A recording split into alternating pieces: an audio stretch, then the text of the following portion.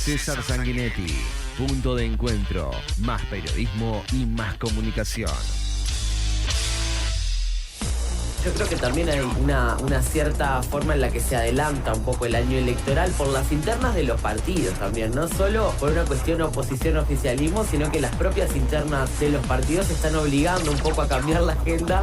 Mario Vergara tiene un perfil recontra establecido en el Frente Amplio, está levantando un espacio socialdemócrata más de centro, más conciliador, está asociado a la gestión, tiene muchos cuadros que pasaron por la gestión de gobierno, que es muy necesario para el Frente Amplio. Creo que el Frente Amplio está en un proceso muy interesante de encuentro con un montón de gente que también ya no se siente convocada por los partidos tradicionales o por la coalición de gobierno. El Frente Amplio está en una posición donde nosotros no podemos dejar de marcar las diferencias que tenemos con el gobierno, porque si no, no seríamos oposición. Pero sí entiendo que estamos teniendo una actitud mucho más proactiva de adjuntar propuestas a lo que tiene que ver con la crítica, ¿no? Evidentemente, a mí no me grite, pida la palabra.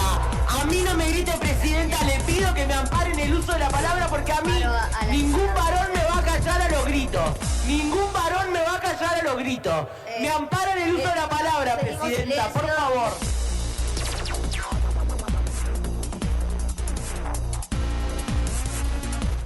Ya nos acompaña en los estudios de Universal cuando son las 10:10, la diputada del MPP, Betiana Díaz, legisladora del Frente Amplio. ¿Cómo te va, Betiana? Bienvenida. Bueno, muy bien, muchas gracias. Un gustazo estar acá con ustedes Bienvenida. hoy. Lo que escuchábamos recién de Betiana en el Parlamento fue justamente un cruce que tuvo con el último fragmento. Con el ex intendente de Salto, con el diputado colorado Germán Coutinho. Por supuesto que el día que sucedió eso después salió en todos lados, salió en nuestros noticieros, en los otros, en las radios.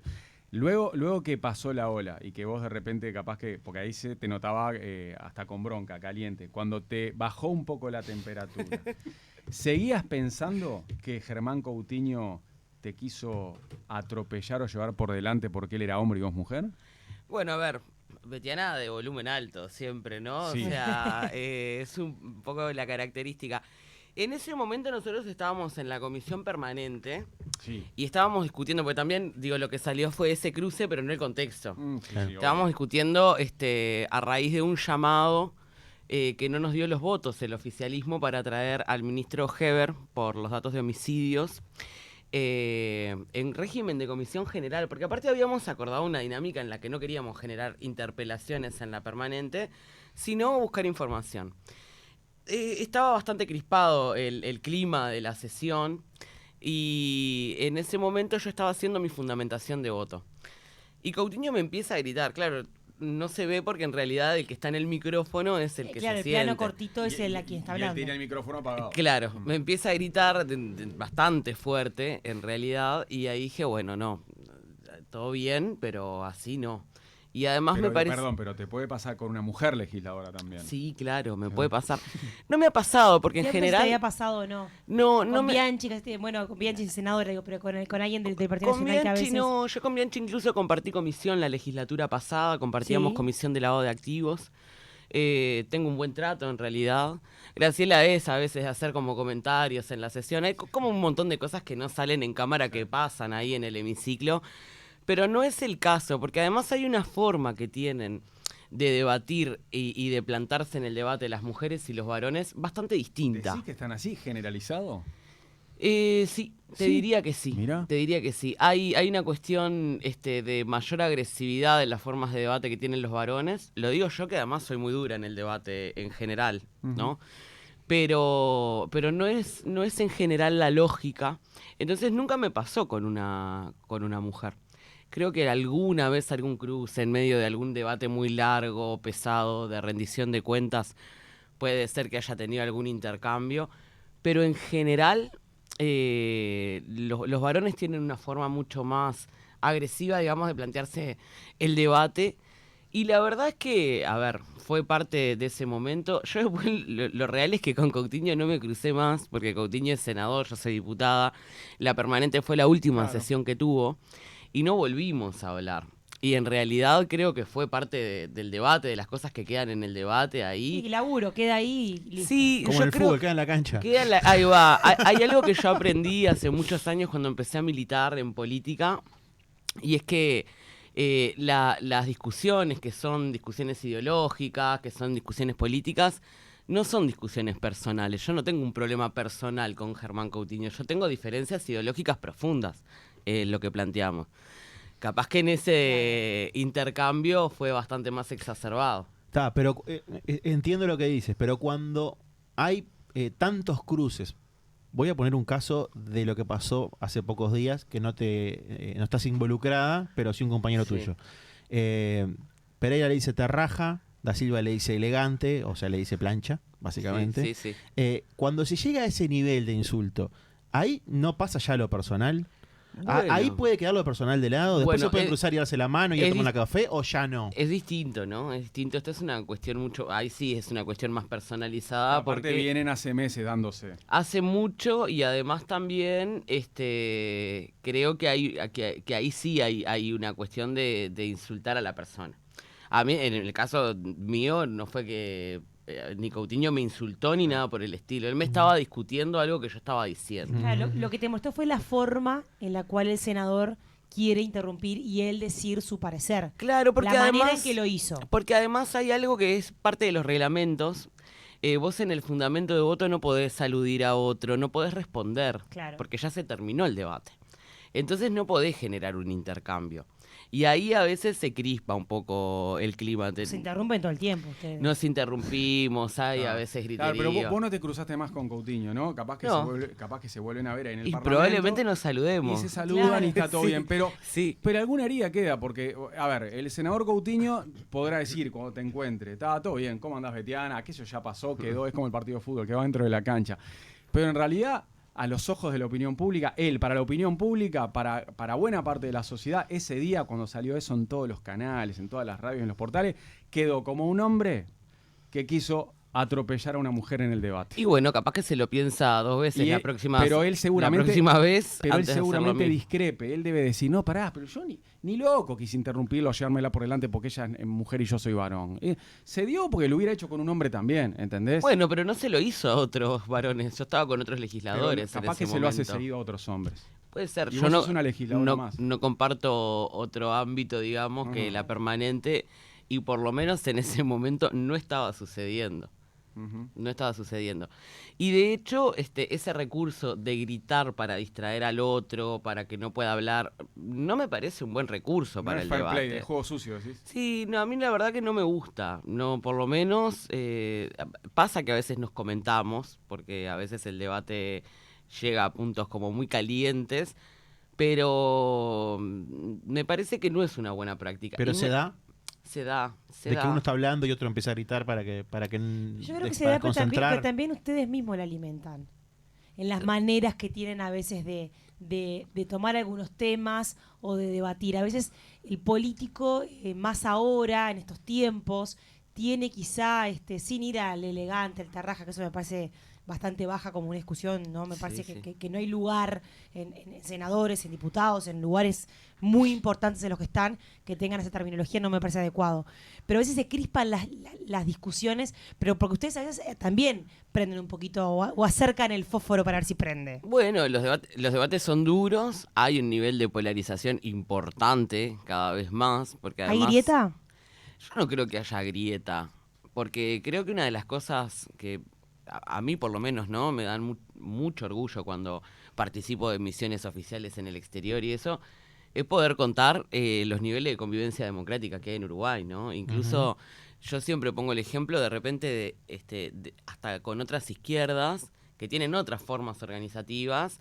Y creo que tanto los partidos tradicionales como el Frente Amplio, que ya es un partido histórico en el Uruguay, tienen una forma de convivencia y de acordar al final Sí, claro. del día que hacen que sea una gran riqueza. Yo creo que grieta no, creo que sí hay un corrimiento muy fuerte de la corrección política. Y no digo la corrección política como esto que critica de y ahora no se puede decir nada, no se puede discutir nada, no se puede debatir nada, sino que en realidad, o sea, en qué momento llegás a discutir públicamente con alguien que te dice que sos un carancho o, no sé, alguien que está todo el tiempo generando noticias falsas, posverdades.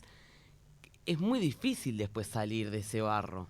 ¿no? Y creo que eso no le hace bien ni a las personas que lo hacen y no le hace bien tampoco al sistema político, ¿no? No le hace bien a la democracia en definitiva, porque creo que también nosotros estamos representando ahí a una parte de la población.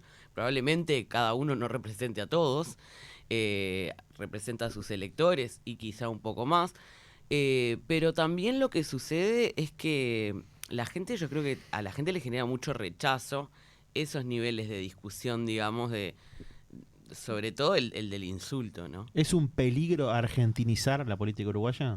Yo creo que estamos muy lejos de argentinizar la política uruguaya.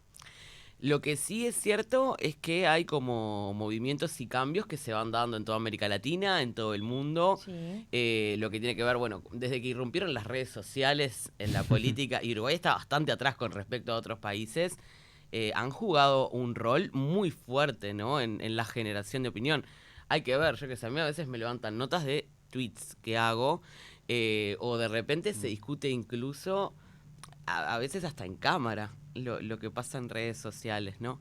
Sí. Y ahí la gente... Pasa que el debate parlamentario se ha trasladado un poco ahí, el debate político en general, ¿no? Porque hasta ustedes se cruzan entre legisladores de un partido y otro ahí en Twitter y se responden.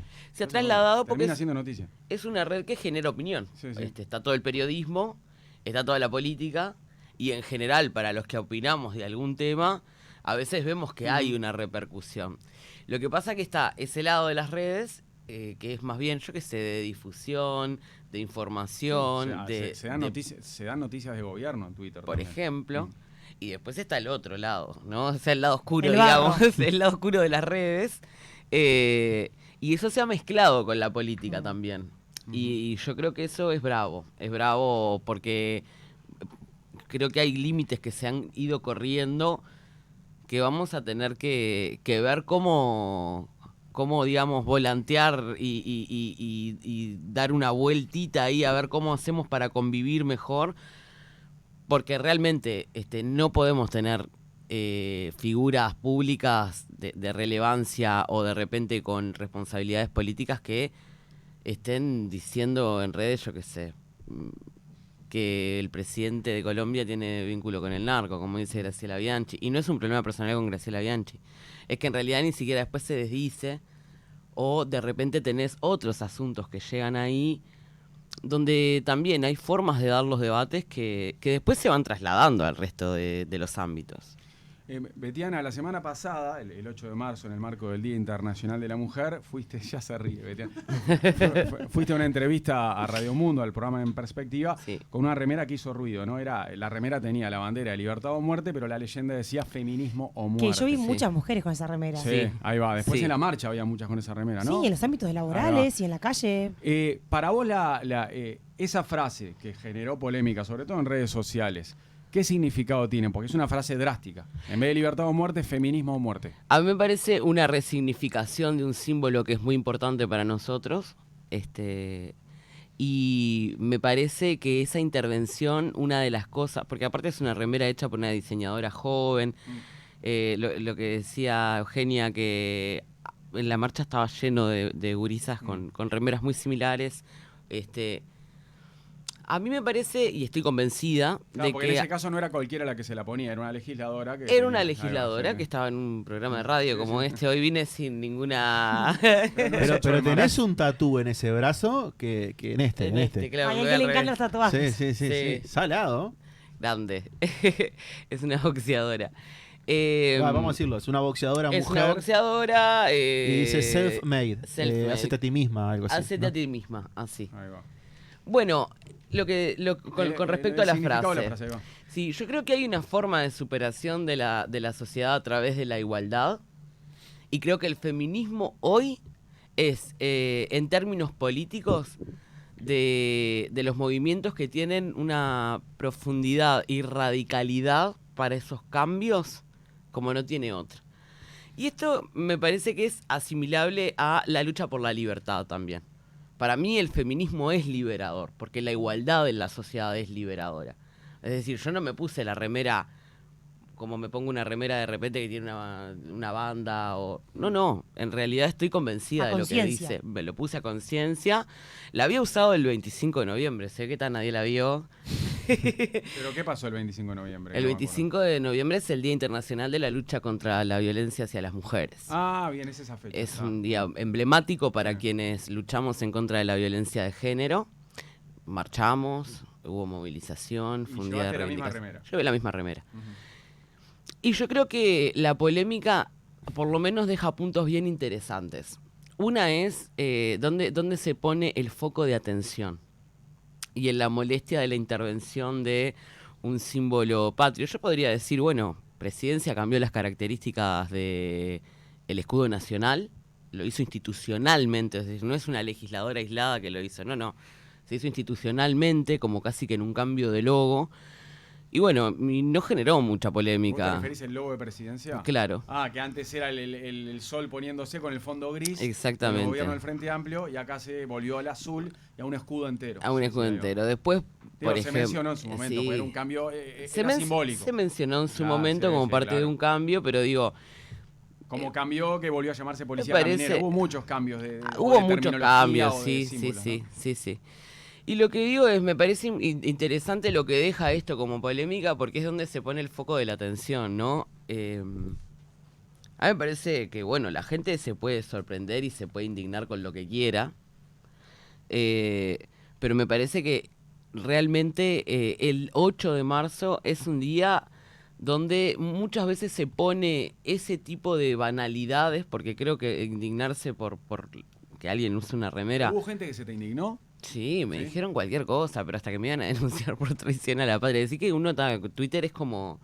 Uno sale de ahí, la vida después pasa por otros carriles, ¿no? O sea, no tiene nada que ver jamás... No, y es muy cloacal, ¿no? Es un micromundo muy cloacal. Jamás te cruzás con esas cosas en la calle, o sea, jamás. Por suerte, ¿no? Porque son unos niveles de violencia importantes.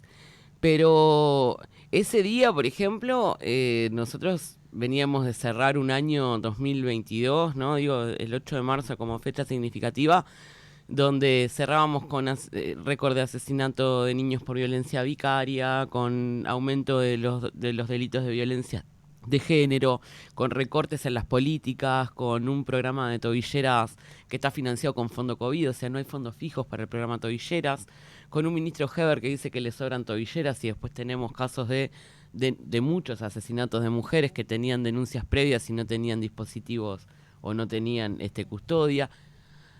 Por eso digo, el foco donde se pone, y además en particular en esa entrevista, yo estaba hablando incluso de la brecha salarial, ¿no? Las mujeres tendríamos que terminar de trabajar, digamos, en el año más o menos en septiembre para quedar a la par del ingreso de los hombres. Es decir, cobramos como si laburaran 3 meses menos, ¿sí? Exactamente. El ingreso es eso. Cobramos entre un 20 y un 30% menos por las mismas tareas. Hay toda una movida en este momento de Milei en Argentina desmintiendo eso, diciendo que eso no es verdad, de ninguna manera, que a igual puesto hay igual remuneración, y que si así fuera el capitalismo contrataría solo mujeres porque le interesaría pagar menos. No lo sigo a Milei, la verdad. Lo he visto muchas veces últimamente diciendo eso. No lo sigo. Yo en realidad uso redes y a veces... También ahí ustedes pueden responder, bueno, pero para la mujer es mucho más difícil llegar al mismo puesto que el hombre, ¿no? En el que ganan más. Sí, pero además esto se estudia, no es una percepción que tiene Betiana Díaz. Es decir, hay organismos internacionales que lo auditan, lo publican. De hecho, nosotros ahora tenemos un proyecto, por ejemplo, para que ahora que se van a hacer unos estudios de prospectiva sobre el mercado laboral, se estudie cuál es la incidencia de la brecha de género. Y hay una cuestión que es real, que es que las mujeres perciben menos ingreso, además de todas las dificultades que tienen para ingresar al mercado laboral, para mantenerse dentro del mercado laboral, para compatibilizar los cuidados con el trabajo. Es decir, hay una serie de injusticias que además el Estado no resuelve y que el mercado obviamente no va a resolver. Y eso es una discusión, bueno, digo, Milei es liberal y a veces me parece que se va un poco de tono. No, en su tono... Totalmente sacado, como siempre. Parece que está 24 horas sacado. Y está planteando eso. Lo he visto en las historias de Instagram. Lo voy a buscar. Que saltan varias. No puedo lo he visto porque... como en 4 o 5 programas diciendo lo mismo. Se ve que está con ese discurso en este momento. ¿Consideras que hay desigualdad dentro del Parlamento, Betiana? Desigualdad de género, sí. A nosotros nos cuesta mucho más llegar. Yo llegué la legislatura pasada con una legislatura empezada, hablando un poco como de interseccionalidad. Llegué siendo mujer y joven, era la persona más joven del Parlamento. ¿Fue cuando entraste por Gonzalo Mujica? Cuando entré por Gonzalo Mujica. Entré en el año 2017, finalizando el año 2017. Y realmente éramos muy pocas. Hoy también seguimos siendo pocas mujeres, ¿no? Mujeres jóvenes no somos muchas. Y además, ¿dónde estamos? Yo, por ejemplo, soy la única... Perdón, ¿y hombres jóvenes? Hombres jóvenes hay varios, hombres jóvenes hay muchos más. De hecho, nosotros hicimos, cuando arrancó la legislatura, me acuerdo que nos cubrieron para una nota sobre los legisladores sub-35 y la mayoría eran varones. Hay muchos varones que están por debajo de los 40 años y en el caso de las mujeres, no solo somos pocas, sino que mujeres jóvenes no hay. Hay muy pocas mujeres, por ejemplo, que son madres, porque también es difícil compatibilizar. ¿Y dónde estamos? Decía, ¿no? ¿Qué temas discutimos? Yo soy la única mujer en la Comisión de Hacienda de Diputados. Mirá.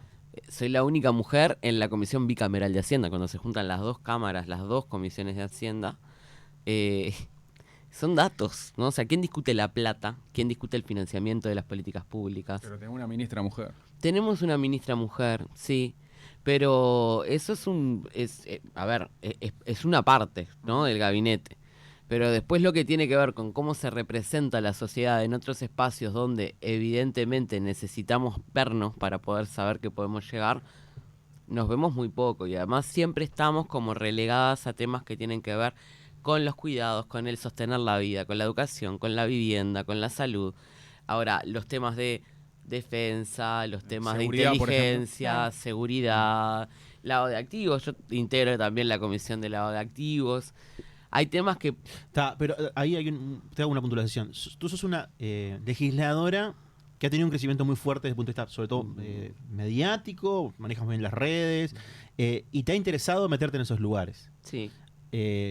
¿Hay ese interés por parte de todas las legisladoras de entrar en lugares como los que tú te estás metiendo? Es que a mí me llama la Porque atención. ahí hay que diferenciar también Sí, hasta sí. hacia dónde quieren ir, Sí. ¿no? Sí, este es un poco el viejo debate de, bueno, en realidad no hay mujeres porque a las mujeres no les interesa la política. No. Pero digo porque también es algo que se repite. Pero te quiero decir, ese lugar te lo ganaste a fuerza de inteligencia, de trabajo, de laburo, y de construcción. Sí, y de voluntad de querer- de querer meterse en esos temas. De decir quiero estar acá. Claro. Quiero estar acá, pero además también, bueno, hubo todo un sostén, ¿no? Por parte de mi bancada de Claro, decir, y de- sí, ¿por qué no? Ahí Encara va, con y de, los tu, temas. y de tu sector.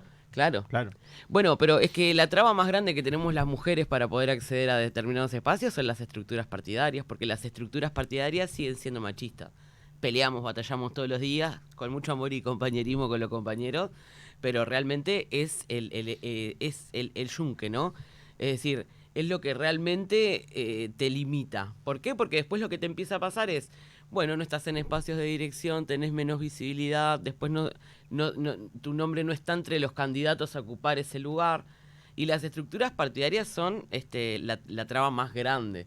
Después cuando logramos trascender eso y llegamos, lo que nos encontramos es que además hay lugares o debates, parece que reservados exclusivamente para hombres, ¿no? Eso pasa en el Parlamento uruguayo. Y yo no creo, por ejemplo, en el caso de la Comisión Integrada de Presupuesto y Hacienda, que discute desde el presupuesto nacional hasta todas las rendiciones de cuenta, que no haya mujeres interesadas en debatir sobre cómo se financian las políticas públicas en el Uruguay. Y sin embargo somos 3 mujeres. Somos las 3 frente amplistas, Ana Olivera, Lilian Galán, ellas están en presupuesto y yo estoy en Hacienda, entonces me integro con ellas. Solo 3 mujeres de 17 integrantes. Eso te rompe los ojos, porque además es la muestra clara de quién Sí, es la discute foto. quién discute la plata. Y tú tienes compañeras, por ejemplo, que les gustaría estar ahí y no han podido acceder. Bueno, yo tengo compañeras que discuten de todos los temas. No, pero en esto ¿no? puntual, que faltan legisladores. Y lo que pasa que en realidad ahí, por ejemplo, yo creo que tengo un montón de compañeras muy capacitadas para estar. No sé si puntualmente dejarían sus comisiones ahora para ir ahí, porque también trabajan muy bien en sus comisiones, en el caso de vivienda, por ejemplo, en el caso de ambiente. O sea que en ese caso no has conseguido compañeras que tengan interés de estar ahí. Tampoco es como que salgo a buscar compañeras, ¿no? Yo creo que en realidad es parte de las discusiones al principio de la legislatura de cómo se integran esas comisiones y qué perfiles. Y en general para industria, para inteligencia, para todo lo que tiene que ver con plata, siempre saltan los perfiles de varones.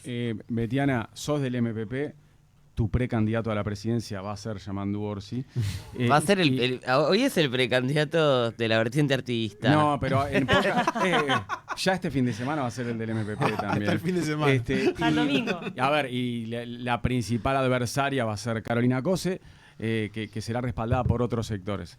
Cuando uno se ubica en el año 2024, ve, pues, por supuesto que está Andrés Lima en la vuelta y quizá algún otro, pero el duelo va a ser entre ellos dos, Orsi Cose, con Orsi hoy por delante en las encuestas. Ahora, vos decís, el que gane la interna del Frente Amplio va a quedar un pasito a ser presidente de la República. Si llegara a ganar Carolina Cose, seguro que nunca estaremos tan cerca de tener una presidenta mujer en Uruguay, si Cose es la candidata única del Frente Amplio. A vos, como feminista, votar a Orsi contra una mujer, te puede, por más que ideológicamente estés con Yamandu, te hace un poquito de ruido decir, justo que del otro lado tenemos a una mujer que puede ser presidenta, yo voy a votar contra ella, voy a votar por el otro. ¿Te puede llegar a hacer un poco de ruido el año que viene eso o no? No. De hecho, yo hice la campaña en la que Carolina Cose fue la única precandidata de toda la oferta electoral uruguaya. Digo, yo ese camino ya lo tengo recorrido. Y lo hice también con mi sector y algunos otros sectores, obviamente con toda una parte del Frente Amplio que estaba apoyando a otros candidatos, ¿no? Yo creo que acá hay algunos debates para saldar que tienen que ver con cómo se incorpora, por ejemplo, una agenda de género, con cómo las mujeres representan a las mujeres. Parecería como bastante duro decir tiene que haber una mujer solamente por ser mujer, porque en definitiva eso también es discriminación, decir voy a votar a una mujer porque es la mujer la bueno, claro, en realidad pero el día va a llegar el que más capacitado esté, o si es una mujer la que está más capacitada, bienvenida sea. Pero es muy simbólico tener una presidenta mujer. Es simbólico. Abre puertas. El día que Uruguay llegue a tener una presidenta mujer con la banda, ese día que asuma una mujer presidenta en Uruguay, que algún día será, para las feministas va a ser súper especial. Pero yo creo que para una nación entera. Es un momento para todos. Pero imagínate para los movimientos feministas. Y más teniendo en cuenta que va quedando Uruguay, Paraguay y Ecuador en la región. Poco. Todo lo demás ya tuvieron. No me queda otro. Sí. Chile tuvo, Argentina Paraguay, tuvo, Brasil así como tuvo. van a estas últimas elecciones, no hay candidatas mujeres. No, Paraguay va. O sea, no hay candidatas mujeres. En perspectiva me parece que Uruguay va a llegar antes, me parece. Probablemente. Por lo que se ve en la política paraguaya. Ecuador puede tener algunos otros movimientos, porque en Perú general ya tiene hoy. O sea, pero Venezuela va quedando. Va quedando poquito. Sí, pero sin rehuirle al debate, digamos, primero que esto que y otra cosa, puede llegar a votar contra dos mujeres. Puede llegar a votar por Orsi contra Cose. Pero es que yo no voto en contra de nadie. Pero esa situación que te pone Mariano se puede dar doble. Votando en contra de... No. Pero te quiero decir, la situación que te da Mariano puede pasar en dos casos. Sí, bueno, Orsi Cose, Orsi Rafo. Puede pasar dos veces. Bueno, yo tengo clarísimo que si el caso es Orsi Rafo... La segunda es más Igual, fácil, a ver, ¿no? si estamos guiando por tu indumentaria que habla porque llevaste el letrero y te viste con la celeste puesta. Así que si hablamos La segunda es mucho más fácil, ¿no? Es mucho más fácil. Pero también me parece importante esto, ¿no? Decir... pero contra la mujer frente amplista no es tan fácil. No, obviamente que no es tan fácil y que tendrá muchos debates y que además también para que Yamandu, en este caso, represente también a las mujeres frente amplistas, también hay que generar en torno a esa candidatura toda una serie de ideas para llevar adelante que pongan en valor la agenda de género, ¿no? Y además hay otra discusión, o sea, las mujeres no representan a las no de por sí representan a las mujeres. No. A mí hay un montón de mujeres que no me representan y que no me van a representar jamás. Y en que realidad, sí representan a otras mujeres, y quizá. que sí representarán a otras mujeres, a otros hombres. Ahora, decir que el hecho de que hay una candidatura donde hay una mujer, pongo el caso de Raffo porque, y no es nada, yo a Laura Raffo no la conozco, jamás me la crucé, pero la que está en tus antípodas no tengo ningún problema, pero sé que en realidad si es candidata de la coalición, y bueno, yo lo tengo claro, a mí no me va a representar por el hecho de ser eso mujer. Es una obviedad, yo me refería a la discusión interna del Frente Amplio, ¿no? Ahora, tienen una tarea fuerte ustedes, las feministas que van a ir por la candidatura de Orsi, en la construcción de esa candidatura, a la luz de que Cosa tiene ese camino bastante fértil ya. Sí, claro. Yo creo que venimos trabajando con Yamandú en diferentes espacios, sobre todo en estos temas, hace mucho tiempo. Y creo que en realidad es bien interesante por lo menos ver cómo los varones que a veces tienen que desaprender formas de hacer y formas de discutir y formas de plantarse y formas de pensar la política, van como acompañando ese camino también, ¿no? A mí me parece interesante, creo que Yamandú incluso ha logrado muy buenas cosas en la Intendencia de Canelones, un poco como una pequeña muestra, digamos, de cómo funciona, y eso habla muy bien de su gestión y además de su capacidad de aprender también, ¿no? Entonces, si bien va a ser seguramente algo muy debatido, creo que lo que nos queda por lo pronto es discutir en términos de una representación mucho más sustantiva, ¿no? A mí realmente me representa más Yamandú Orsi, independientemente de que sea hombre, y además tiene las características... Bueno, te iba a decir, tiene las características de un hombre como hegemónico, ¿no? Es un hombre blanco, cis, viene de cargos de gobierno, pero me parece que tiene hoy un potencial, digamos, para poder entrar en la oferta electoral con mucha fuerza y captar además votos de aquellos que están, por lo menos hoy, dudando de si le van a dar otro voto de confianza a este gobierno. Sí. Y además también ha demostrado que tiene una capacidad de acumulación y de articulación, por lo menos en Canelones, que es bien interesante para poder trasladar a un gobierno nacional. Y eso a mí como Frente Amplista, que lo que me planteo es ganar las elecciones en el año 2024, pero además también poder construir un gobierno del Frente Amplio que vaya cimentando cambios de largo plazo, como intentamos hacer. Y bueno, evidentemente hoy con el diario del lunes algunos claramente no estaban bien cimentados. Creo que Yamandú es la persona indicada para eso. Betiana, ¿por qué te nació criticar el otro día al presidente de la República cuando visitó a los muchachos de la selección de quad rugby, el rugby jugado por cuadriplégicos en silla de ruedas que se están poniendo un torneo en Brasil? Él los visitó y en un momento se sentó en la silla y jugó un rato con ellos. Y salió la foto en todos lados y lo vimos en video, sí, ¿no? El presidente es un hombre que se saca muchas fotos. A mí me gusta eso, porque además le da la impresión de que hace muchas cosas. Y me parece que está bueno que la ciudadanía sepa qué es lo que hace. Esto no es una crítica ni personal, ni vuelvo a lo mismo, ¿no? Yo hay aspectos en los que no entro y no me gusta que se critiquen porque son personales, pero esto tiene que ver con qué es lo que ha hecho el gobierno con las políticas de discapacidad y en particular con lo que se viene para la discapacidad en Uruguay.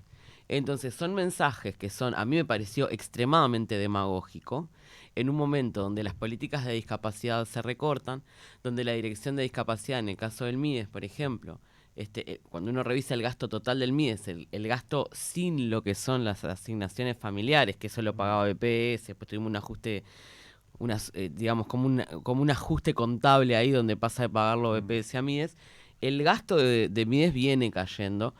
Y eso afecta lo que es la política de cuidados, la cobertura de algunas medidas, incluso para niños, niñas que están en silla de ruedas, que necesitan ser trasladados para ir a sus centros de estudio.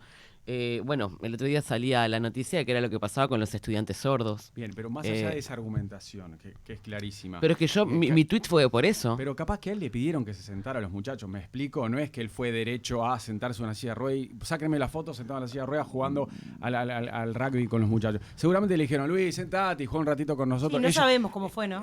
Pero es probable que haya sido así. Sentate un ratito y juega con nosotros, se lo dijo o alguno de los muchachos o alguno de los dirigentes. Bueno, eso yo no lo puedo saber. Entonces, lo que puedo saber es que cuando veo al por ahí no es demagogia, cuando veo al capaz. presidente de la República Sí. sentado en una silla de ruedas, en plena discusión de la reforma de la seguridad social que firma el presidente, que defiende como una de las reformas más importantes de su gobierno, y uno de los aspectos que tiene la reforma es que recorta las posibilidades de elegir la mejor jubilación cuando tú estás en una situación de incapacidad total y configuraste causal jubilatoria, y bueno, a mí la verdad que me parece demagógico. Parece extremadamente demagógico.